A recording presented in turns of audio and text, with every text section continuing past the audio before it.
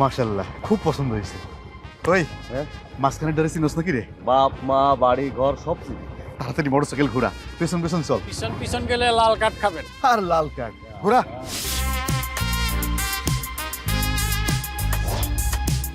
এই যে সামিরের আব্বা, একজনের সাথে পরিচয় করায় দেই। আমার মামা তো ভাই, বহু বছর ধরে কাতার থাকে, সহায় সম্পত্তি মাশাআল্লাহ খারাপ না। দেশে আইছে বিয়া করতে। ভাইজান সালাম দাও।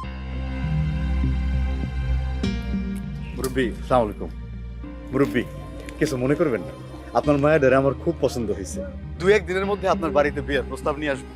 বিয়েতে আমার কোনো দাবি দেওয়া নাই, আল্লাহ আমারে অনেক দিছে। তুমি কে বাবা? আমি তো কিছুই বুঝতে পারতেছি না। রুহি চল। আরে আরে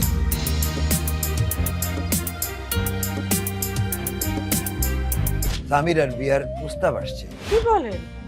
আমার মাইয়া তো এখনো ছোট, মাত্র 16 বছর বয়স। ওর তো এখনো বিয়ের বয়সই হয় নাই। ছেলে বিদেশে থাকে, বেশ অবস্থা সম্পন্ন। কিরে সামিরা, তুই নাকি রাতারাতি বড় লোক হয়ে যাচ্ছিস?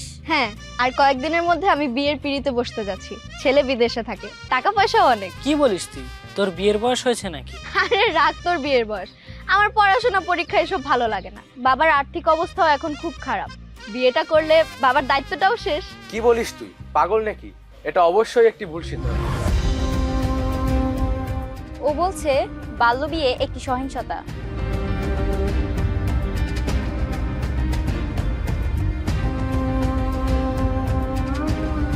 বাল্যবিয়ে একটি ছেলে বা মেয়ের জীবনকে ধ্বংস করে দেয়।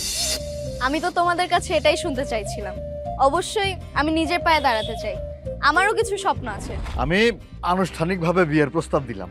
আলহামদুলিল্লাহ। আমার মেয়ের সামনে এসএসসি পরীক্ষা দিবে। আসলে ওর সংসারের দায়িত্ব নেওয়ার সময় এখনো হয় নাই। এইটা তো কোনো অসুবিধাই না। এসএসসি পরীক্ষা আসলে ও এসএসসি পরীক্ষা দেবে। তাছাড়া বিয়ের পরে যতদিন ও লেখাপড়া করতে চায়, যত দূর লেখাপড়া করতে চায় আমি করাবো। ওর পড়াশোনার সমস্ত খরচ তো আমিই দেবো। আমি তো আপনাদের ছেলের মতোই, তাই না?